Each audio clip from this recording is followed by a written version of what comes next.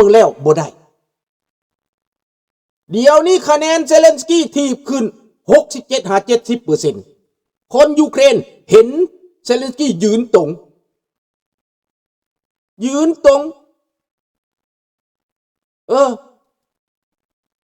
บ่เอารัสเซียบ่เอาเรื่องการแย่งชิงเชื่อใจเซเลนสกี้ไว้ใจเซเลนสกี้ได้คะแนนเพิ่มนะและความฉลาดทางดิปโลมาซีเพิ่มขึ้นเดี๋ยวนี้เซเลนสกี้ก็ต้องขอบใจท่านทำทุกนาที5 นาทีใดต้อง thank you president thank you president ทำ thank you อยู่เรื่อยๆต้อง thank you เอามึงอยากได้ thank you ก็จะ thank you บัดบื้อต่อไปก็ thank you president when we are vice president thank you vice president thank you vice president เอาอยู่อันแหละเซเลนสกี้ได้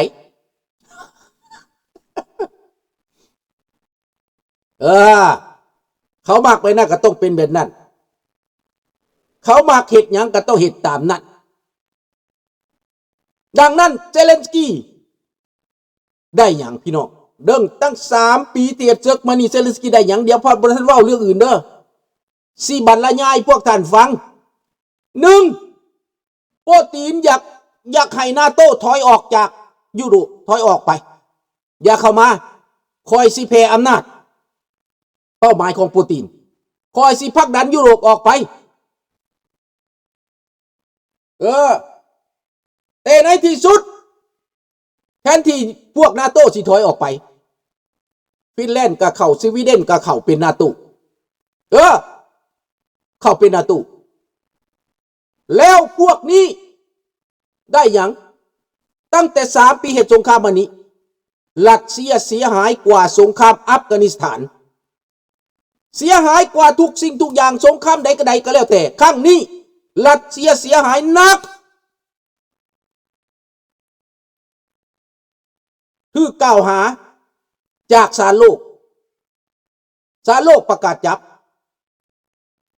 ทำกับพญามลินละครกับรัสเซียว่าจะปล่อยเรื่องศาลโลกจะนั่นจะนี่ทำกระหิดลินบทบาทข้าพเจ้าหาก็เข้าใจว่าท่านถ้ำลองใจบึงได้ใครๆแน่ข้าพเจ้าดีใจกับท่านถ้ำถอยมาหน่อยหนึ่งนะดังนั้นโทรศัพท์หาโปรตีนก็เป็นแบบนั้นทำก็ไปได้ย่องไปได้ทำก็ได้ย่องได้ลินมักย่องโปรตีนไปได้ย่องไปแล้วก็โทรไปหาเซเลนสกี้ yes Mr. President yes เซเลนสกี้ yes หมดเอาบัดแล้วก็บอกเซเลนสกี้บอกข้าพเจ้าจะมอบให้หมดแผ่นดินซาปอริเชียแผ่นดินโดเนตจะมอบให้ท่านประธานาธิบดีครอบครองเลยเพื่อจะได้คุดแห่อย่างสบายใจข้าพเจ้าเห็นดีน้ำท่านประธานาธิบดีทั้งหมดท่านประธานาธิบดีเอาเลยไปคุดเลยแล้วโรงไฟฟ้าซาปอริเชียโรงไฟฟ้าใหญ่ที่สุดขอให้ท่านประธานาธิบดีมาครอบคุมเลยเรื่อง energy สามารถขายไฟยุโรปได้ข้าพเจ้าจะยกให้ท่าน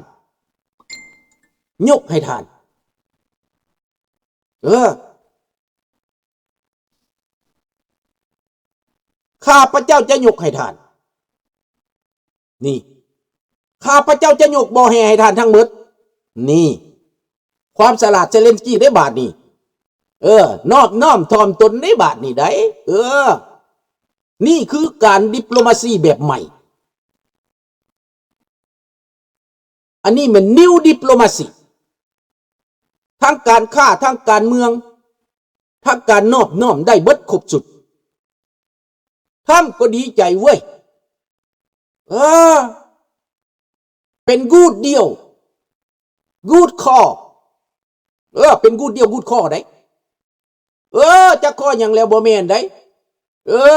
พี่น้องกูดเดียวกูดคอได้บาดนี้นะดีหลายในเมื่อดีหลายแล้วบาดนี้โรงไฟฟ้ากสิปิ่นบ่อแห่กสิปิ่นสบายดีหลานมันที่จุโนโรงไฟฟ้ากสิมอบให้แถวนั้นสิมอบให้เบิดวาดภาพได้โปรตีนบ่ดีใจยิงลูกจรวดเข้าไปใส่โรงพยาบาล ยิงลูกจรวดเข้าไปใส่โรงไฟฟ้าทั้งที่เว้ากันกับโปรตีนน้ำลายบ่ทันแห้งถ้ามหากะลมมานี่นะหากะลมมานี่นะหากะเว้ามานี่แต่โปรตีนบ่ได้เฮ็ดตามคำเว้าถ้ำก็ต้องมาขึ้นว่าโปรตีนนี่มันหลอกกูตัวนี้มันสิรูปหน้ากูติน่ะตกลงกันทางโทรศัพท์นะว่าต้องยุติเรื่องการยิงพลังไฟฟ้ายุติเรื่อง energy เรื่องน้ำมันadvantage สำหรับรัสเซียแล้วนี่นะเพราะว่ายูเครนถล่มไปหลายเลยดิน้ำมันอีหยังกระทุ่มไปโรงไฟฟ้ากระถึกแล้วประชาชนกระถึกแล้วดังนั้นยุดคอนี้ที่เจ้าอย่างนั้นนี่เศร้าเว้ากันปุ๊บบ่พอเท่าไรชั่วโมงเดียวกับบ่ฮอดถล่มไปเลยพี่น้องถล่มใส่โรงไฟฟ้าถล่มใส่โรงพยาบาลท่านก็ต้องทีมงานของท่านนักเจรจาของท่านเอมิแซ่ของท่านที่ส่งไปนั่นก็มาประเมินผลในบาทนี้โอ้โปรตีนนี่มันเป็นคนแนวใดนี่มันเว้าจังหนึ่งมันเห็ดจังหนึ่งได้นี่นะ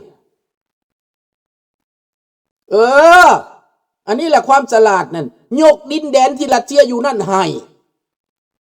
บ่แม่นให้รัสเซียดิให้อเมริกา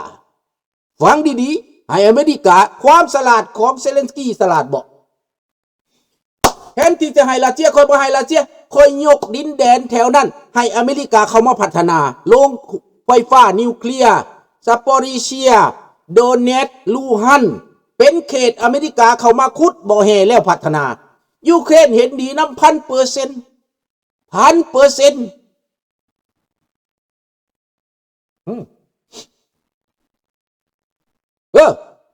เรื่องจังซี่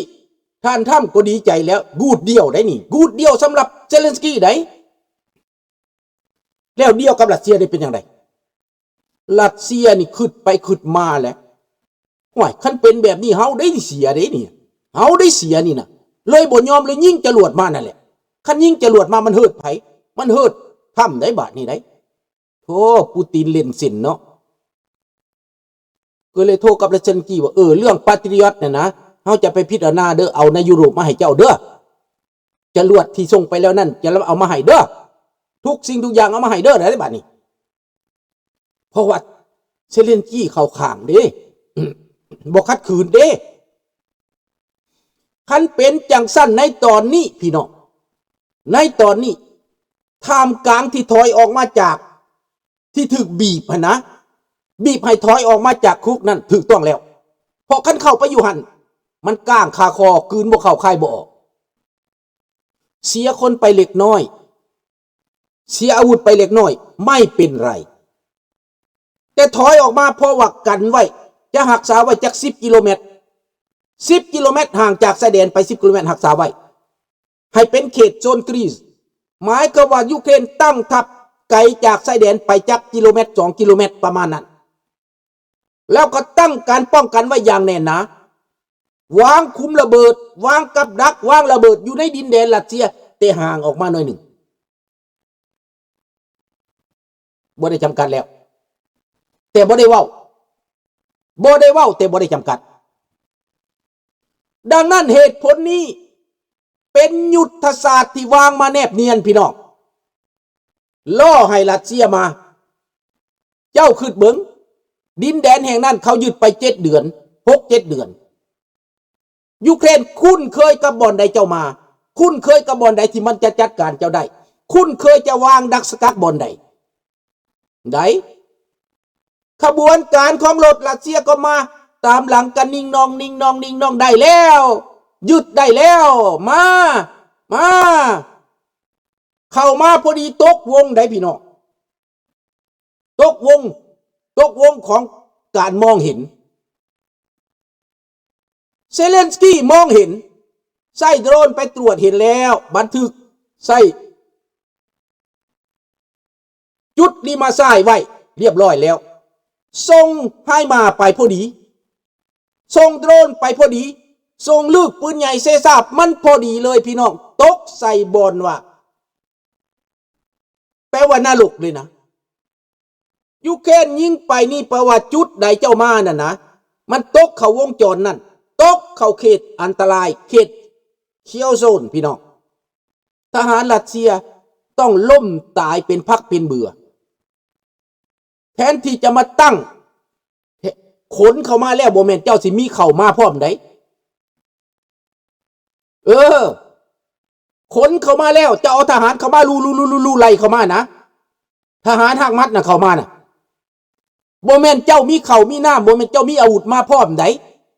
เจ้ามาแบบด่วนได้เจ้าเข้ามานั่นน่ะแล้วการลำเลียงได้บัดนี้ยูเครนเห็นการลำเลียงมาจัดการลำเลียงเจ้าพุ่นจัดการแนวหลังเจ้าพุ่นปาติโทพี่น้องตายสะตายกองตามถนนหนทางแต่บ่ต้องข่าวบ่ต้องบอกฮู้แล้วว่ายูเครนวางแผนแนบเนียนพร้อมเดียวกันนั้นในเนสปอริชาในแนวของโปรกอบแนวประเทศแถวนั้นน่ะแนวรบแถวนั้นยูเครนจัดการคืบหน้าไปจำเข้าไปยับเข้าไปในทะเลดำยูเครนก็ส่งโดรนซีโดรนแอร์โดรนจัดการไครเมียจัดการเขาห้องมันเป็นอย่างระบบของเรดาร์ของพื้นนั่นนะจนบ่มีอย่างเหลือนี่แล้วภัยได้ภัยเสียในระยะนี้ภัยได้ภัยเสียสรุปรวมแล้วปูตินอยากหลายอยากปากใหญ่กว่าท้องนั้นอยากฆ่าเพิ่นโตตายแล้วได้บาทนี่เท่ารัสเซียนั่นขึ้นเคียงโดยบ่ฮู้จักย้อนถ้ำยุก ฟังไว้บักอันโตนมึงฟังไว้บักอันโตนพอมึงสิตายแล้วบักปูตินไปไวๆมึงเอาทหารลาวไปซอยไวๆบักอังโตนมึงอย่าขี้โม้บักผีบ้าบ่พ่อปัวมึงไปเอาทหารลาวไปซวยไวๆบักซาดควายบักซาดหมาแม่นแล้วแอร์ดิเฟนส์เลยเอาไปเอาไปซอยพ่อปูตินมึงเด้อบักน้ำเฮียเอ้ยมึงไปซอยเขาแน่ไวๆบักอานต้นบักคุยโม่ในตอนนี้นะพี่น้องมันสิตายแล้วมันสิตายบ่อนว่ายุโรปหยุดเงินมันไว้300,000 ล้านพี่น้องอเมริกาก็ยึดไว้หลายพันล้านอังกฤษก็ยึดไว้หลายพันล้านเงินเหล่านั้นยุโรปเอาฮุบเลยพี่น้องฮุบเงินมันอเมริกาก็สิฮุบเงินมันคือกันพี่น้องนี่อังกฤษก็ฮุบเงินมันแล้วเอากำไรเอาขี้ดอกเอาเงินเหล่านั้นมาค้ำประกันเอาเงินนั้นให้ยูเครนยืมฟรีๆพี่น้องเงินหลั่งไหลเข้ามายูเครนหลวงไหลไปมากแต่ตอนนี้ทั้งเอกชนทั้งรัฐบาลทั้งคนเฮ็ดเนียนล่ะบ่ถ้าทำทาดาแต่กลับลำบ่จักแล้วเฮาบ่จักว่าเรากลับลำหรือกลับหยังทำทาดาทำทาให้แต่ว่าเซเลนสกี้บอกได้สลาดได้เอาเลยท่านทำเอาซัปโปริเชียกับโรงไฟฟ้าใหญ่นี่เป็นของท่านเลยได้เพราะว่าทหารของข้าพเจ้าก็อ้อมไปแล้วเดี๋ยวนี้นะขั้นข้าพเจ้าสิไปปลดปล่อยหันญาติมันโรงไฟฟ้าเสียท่านเข้าไปส่งคนเข้าไปกำกับซะแล้วท่านเอาซะโรงไฟฟ้านี้ท่านบริหารเลยแล้วก็เอาเป็นบ่อนไฟฟ้าที่ขุดบ่อแห่เด้อดิวนี่เป็นดิวที่ใหญ่ที่สุดพี่น้องดิวที่ทำอยากได้ยินเดี๋ยวนี้ได้ยินแล้วท่านทำเอาเลยมอบให้เจ้าเลยดังนั้นในตอนนี้พี่น้องทำท่าว่าจะเสียแต่ในที่สุดทำท่าว่าจะได้มันขึ้นมาลงอยู่แบบนี้บาลอดมันขึ้นมาลงอยู่แบบแต่ในที่สุดพี่น้อง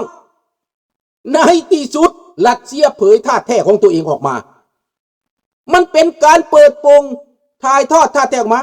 เซเลนสกี้บอกว่าท่านประธานาธิบดีผมยอมทุกอย่างเลยนะ